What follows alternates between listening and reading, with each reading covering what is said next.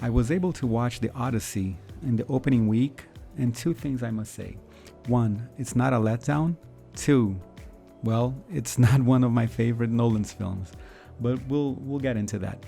Welcome to Revival Flicks, where we try to find some classic films, some old films, and watch them again with today's lenses. Today, obviously, is not about an old film, but it does connect to a classic story, right? A classic book, probably one of the most read stories in Greek history for sure. I did read it when I was kind of like in the teens and whatever. I'm gonna talk also a bit about that, but let's start off with the basic information about the film. So it just released this week in IMDb, which is my favorite source for researching information about films, actors, and so on, directors especially too. So it already has has a rating of 8.3.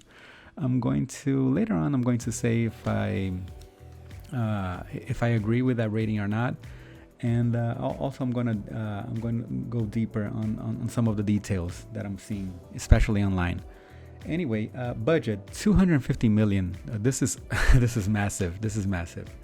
And of course, it's the director. It's one of my if not my favorite director, but at least top 5 of my favorite directors, Christopher Nolan. I think everyone at this point already knows what he's about. So The Dark Knight, The Origin. Let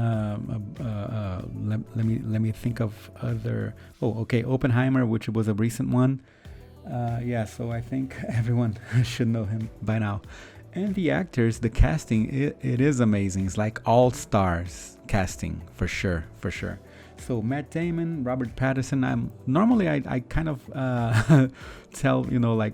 mention some of the films that the actors had participated in or acted in. I don't think it's necessary for this film.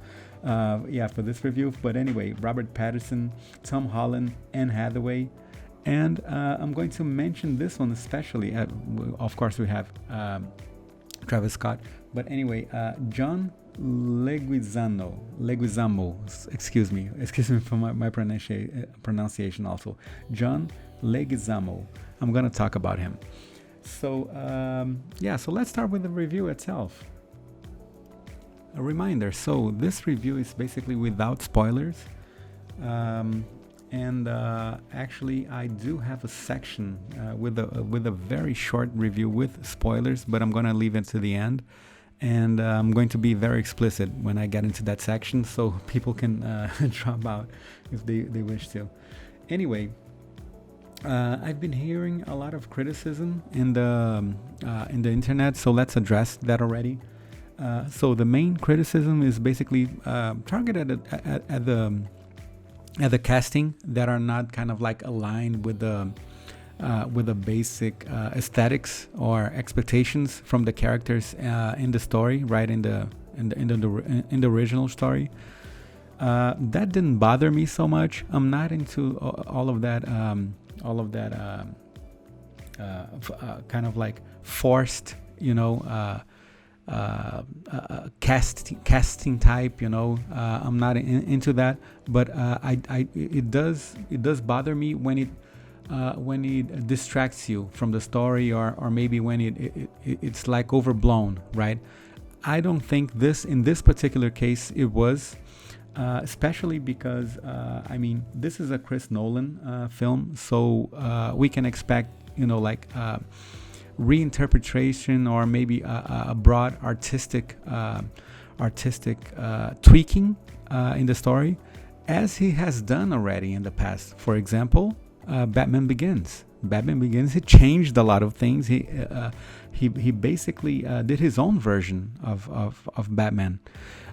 He stick to some of the elements that are kind of like not easy to get rid of, but he did change a lot. So if people are kind of like surprised or maybe thinking like, oh, maybe Chris Nolan is sold out to Hollywood and whatever because of this and that, and because he needs to He needs to get his movie into those because there's kind of like a requirement list in the Oscars for a movie to be included in the categories and something, or something in those lines.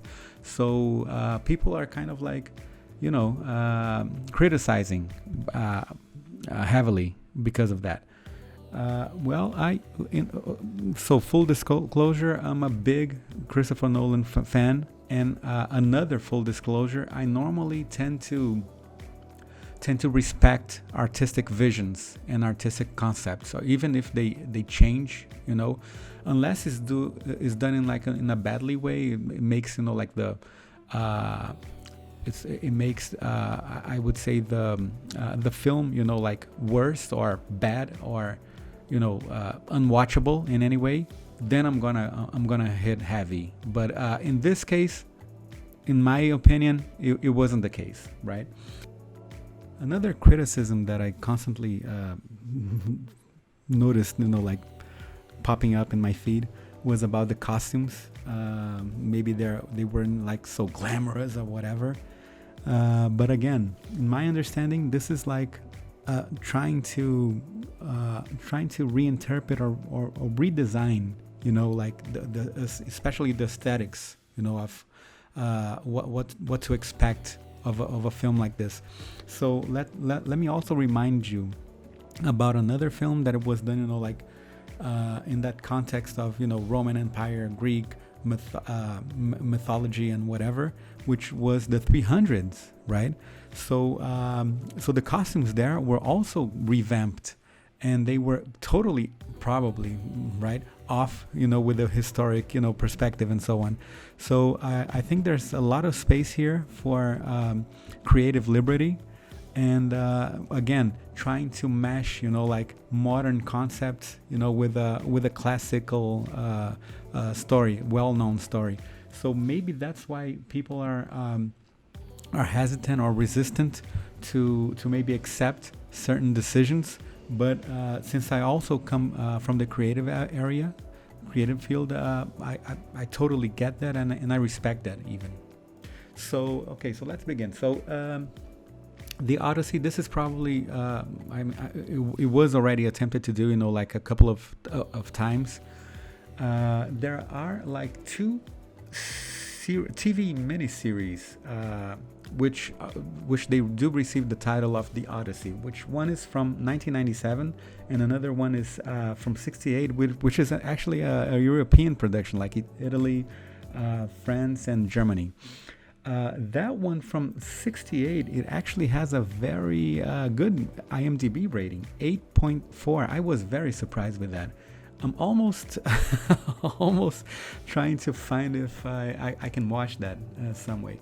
Anyway, the 97, which is it's American production, but it was also partnered with other countries, and it was filmed in Europe. So 7.1, the 97 one.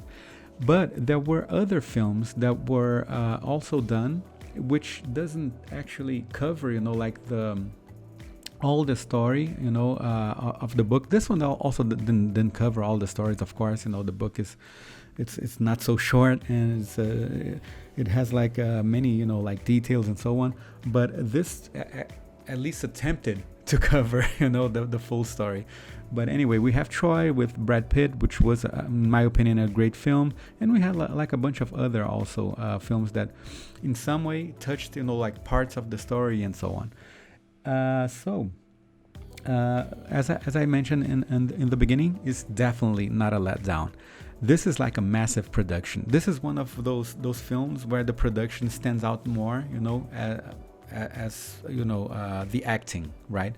So what can I say about the acting? Well, I would say that they were all like standard to good, in my opinion, the Robert Pattinson, I think he stood out. I think he did portray like a sleazy, person there and so on. It's a mini spoiler, but I'm sorry about that. But anyway, he did a good job there.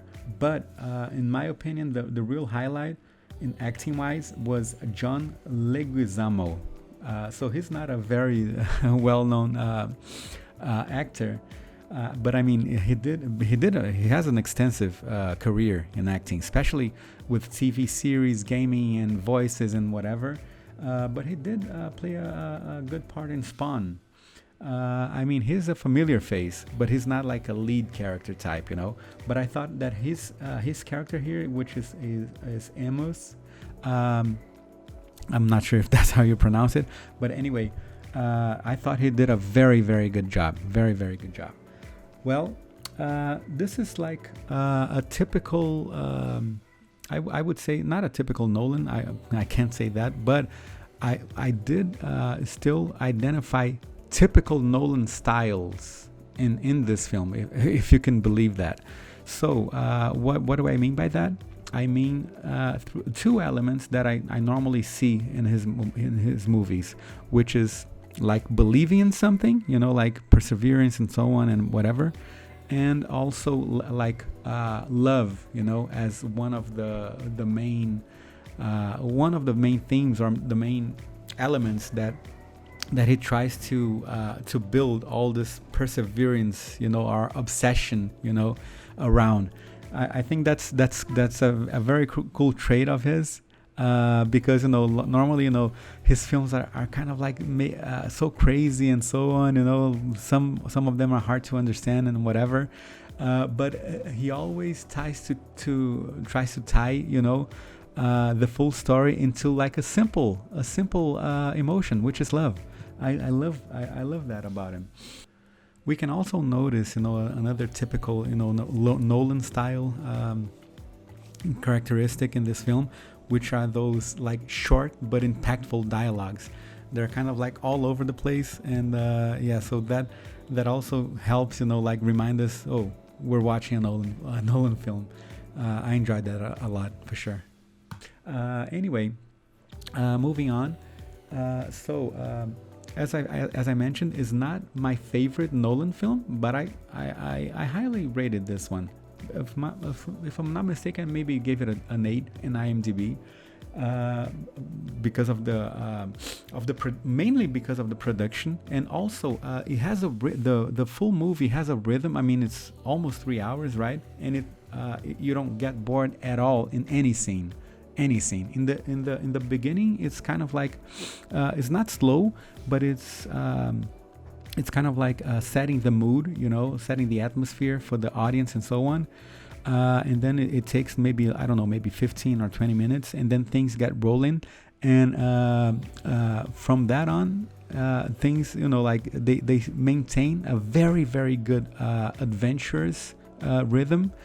And it's a very entertaining movie, very entertaining movie. So especially to watch in the theaters, the sound is amazing.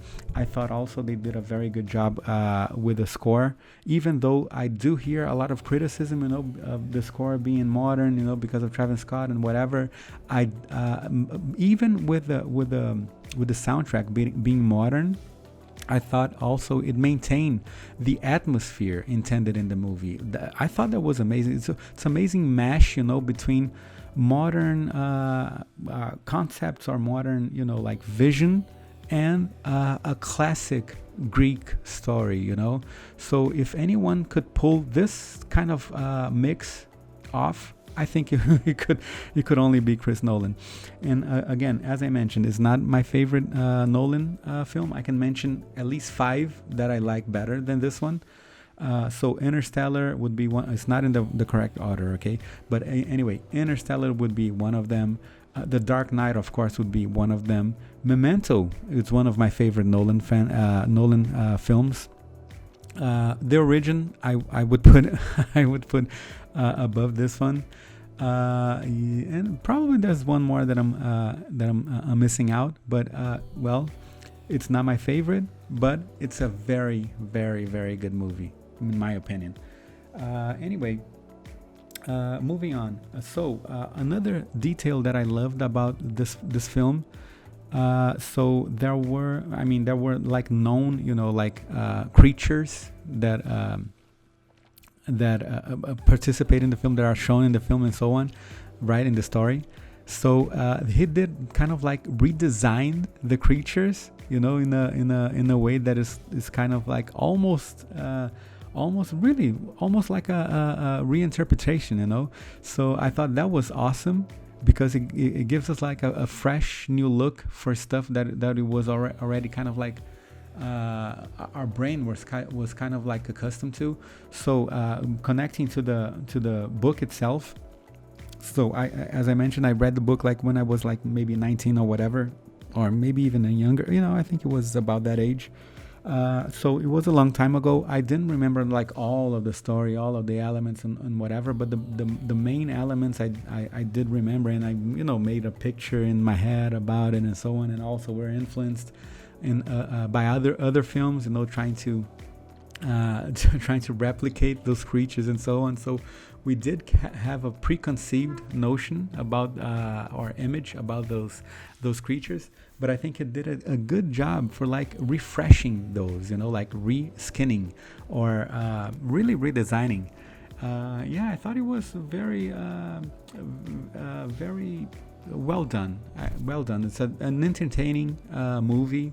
It has some elements that we can see that they were created, like for the film. Even the horse. I mean, this is not a spoiler because the horse is like in the in the poster. Even the horse was like redesigned. There are some violent scenes there, and also there are like some strong messages. I would say strong messages, not only personal, like in the personal level, but also like in the cultural level, right, in the nation-wide level. Especially with things going on right now. I mean, this is probably even a criticism, like maybe a political criticism by Nolan and so on. I'm not. I mean, I do have like my biases and so on. I'm trying. I'll try not to like give away what's my bias and whatever. But I thought the criticism that he made it's a legitimate criticism. About things happening, about why also things may happen and so on. But I also think that he did in a subtle way, not to be so political attached, to it. And again, in the personal level, he one of the main elements of the story, is the return, of the hero and how he returns it, and the way that he kind of like wrapped all of this. I think he did an amazing job. Some parts, you especially with some of his some of the parts that of the story where the hero is coming back, and the challenges that he faces, some are agonizing, and overall I think it did a very good job. Now let's jump over to the spoilers. So feel free if you want to drop. At this point, I totally get it. And let's come back with the spoilers. Well, so as I was mentioning, so the creatures, some of the creatures were redesigned. One of them was the Cyclops. And it's totally different from what we can imagine. And at first you think it's even weird, but I think that's part of like the impact, that maybe the director or the writer, I mean, in this case, he's both. But anyway, that he wanted to, to provide, the audience with. And then also when I mentioned like that at some points it's like agonizing, especially the part that Matt Damon, Ulysses, in that case, he kind of like tries to rescue his crew that had been transformed, converted to pigs with the witch and so on.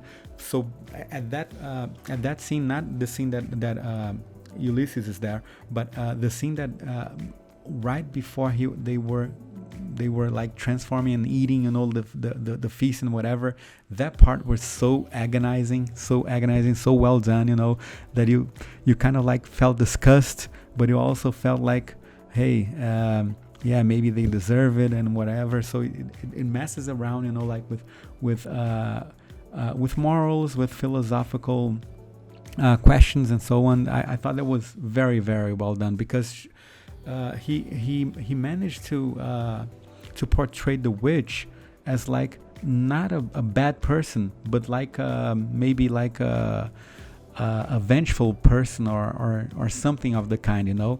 So yeah, that scene stuck with me. That scene stuck with me. One of my favorite scenes, actually. And of course, the ending. So he created something similar to King Arthur, where only he could. I think it's King Arthur, but anyway, only he could. Only the one, right, could take the sword out of the stone. I'm not gonna. Yeah, okay, maybe this is a spoiler section, so I can. I can reveal that. So he does that with the bow, right? So with the bow, only one person can tie the bow in that particular way and shoot it in a particular right, in a particular arrangement. So yeah, so that was very well thought about. I thought. I think. I mean, people are criticizing the internet, because of like a lot of different reasons. Some of them are I would admit they are legit, but I think that the overall result of the film, it wasn't the outcome wasn't interfered, by what people are criticizing about, So I thought it was a very solid adventure, epic film. With some twists, and also I like how Nolan also in all of his film. I didn't say this in the first section because I didn't want to give away, but anyway, I like how he also is obsessed about like the mind of a person. So almost all of his films are about like what happens on your mind and so on. So this one too. In this one, I must confess, I'm not sure if it was introduced by him or if it was already in the story. So the story is kind of like it goes back and forth. It's like a common Nolan film or European film even. So it has like flashbacks and so on. But the main storyline, which is like the Ulysses is like in an island with a beautiful woman, right? And he actually doesn't remember, or he doesn't want to remember in the past what had happened and whatever, and what he needs to go back to, right? So there's a struggle there with his mind. I thought that if it was introduced in this film, I thought it was marvelous. And the way that it was, even if it wasn't done, right? Even if it wasn't introduced in the film, I think the way that it was done, it was spectacular, because it did provide the audience with that lost in your mind feeling and so on, and that increase, like the mystery level in the film. That was so cool. It was so cool. And then of course, like he coming back, like because of the lessons learned and the rule of the gods and whatever, coming back to his city, and how he went back, and how he revealed himself to his son, and how he revealed himself to the others, and then the final battle there. It was a very, very entertaining film. So would I suggest watch this film? Of course, if you're a Nolan fan, go ahead and watch it. It's for sure a must do. A must do for you. So if you're an Odyssey fan, I think it's worth it. It's not a letdown, for sure.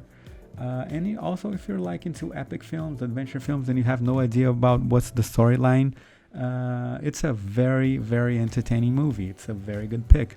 And reminding everyone, one of the reasons that I do this channel is not only to discover other films and participate, like in the community, about talking about films and so on, but also to incentivize you guys, like to open your own channel, find hidden films or lost films or weird films. I love weird films that you can think about, do a review, what they look like now, and post in our comments here, and we'll for sure, if we if we can watch it, we'll debate about it and comment about it, and if not, it's gonna be at least at least a good suggestions. I believe so.